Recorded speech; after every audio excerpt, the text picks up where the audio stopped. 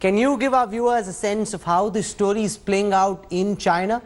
Because in India there is fury at a level that we haven't seen. The relationship with China now is dust for all foreseeable time to come. How are the people in China decoding what's happened along the line of actual control? Quite frankly, Raul, most of the attention is being paid to the outbreak in Beijing of COVID-19 and how they're handling it in the capital. This has not been a big story on the official press. In fact, it has been very muted to the extent it's been mentioned. It has not been very emotional. There were some statements that were repeated by, as we have all heard, from the ministry. At this time, though, there seems to be a desire to give peace a chance, at least some sort of measured action so that the diplomats can get involved rather than the generals. On the social media, though, there has been some reaction. It's, as I said, it's been muted now because of more concerns about COVID-19 and what's happening.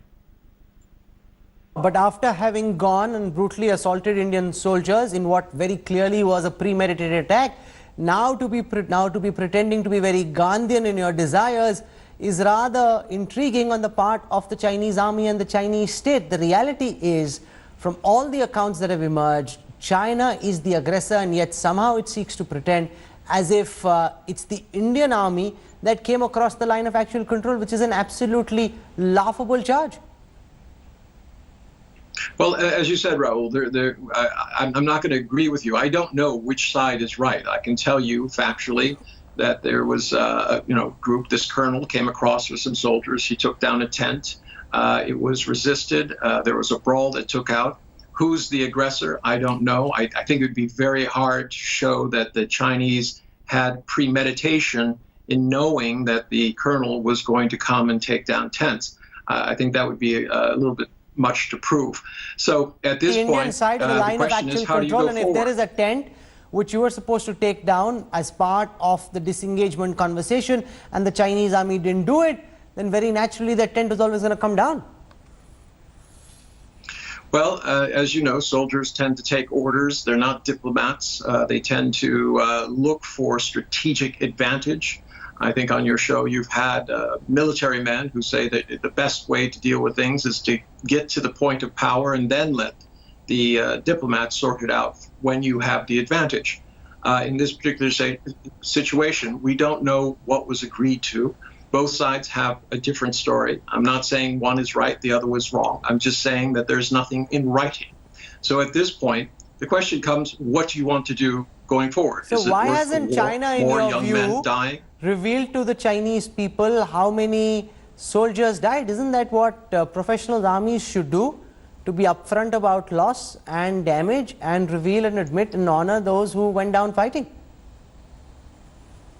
Yes, I think in normal circumstances they would, but they don't want to inflame the Chinese people. They are not looking to create an incident, and that is why things have been muted. At least that's my impression. If I would have been very suspicious if this incident had happened and there had been a full press barrage talking about how India had done this wrong or done that wrong and how China was right. In actuality, they kept it very muted. They keep saying that it has to be settled with dialogue. I think that's sensible unless you're somebody who wants a war. Shrikant Kandapalli, explain this forked tongue that we are hearing from China. On the one side, they pretend that they want peace. On the other side, the army on the ground is very clearly the aggressor engaging in this medieval barbarism. How do you look at the differences, the divergence between what they say and what they do? That has always been Sun Tzu's deception thinking. So I think we should leave that apart because we know about it. What they say and what do they practice on the ground are quite different. So that is one. In relation to the MEA and the MFA and the Western Theatre Command statements, and also the External Affairs Minister's phone call to his counterpart, Mr. Wang Yi, I think one of the things that is clear is that the the Indian side has put on table that this is a premeditated, planned attack, number one. Number two, Dr. Jaishankar also mentioned that this is going to have a serious impact on the bilateral relations.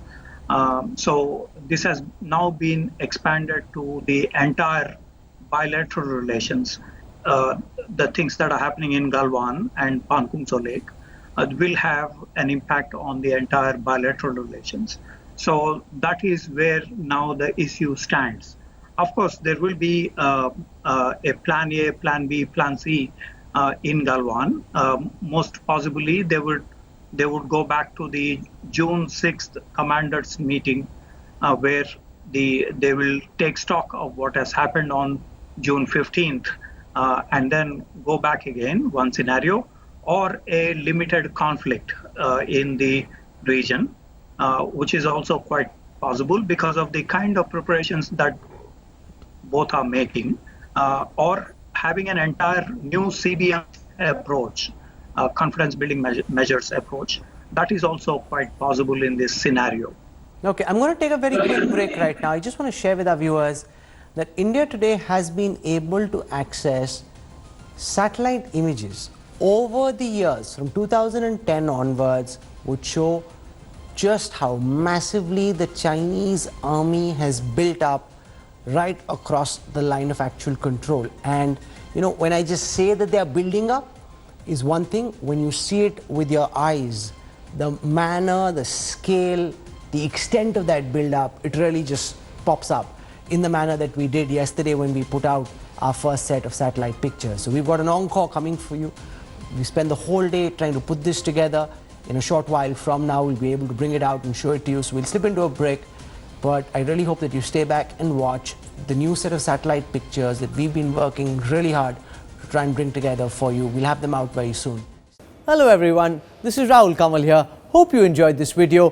For the latest news and analysis, like and subscribe the India Today YouTube channel, and don't forget to press the bell icon to stay updated.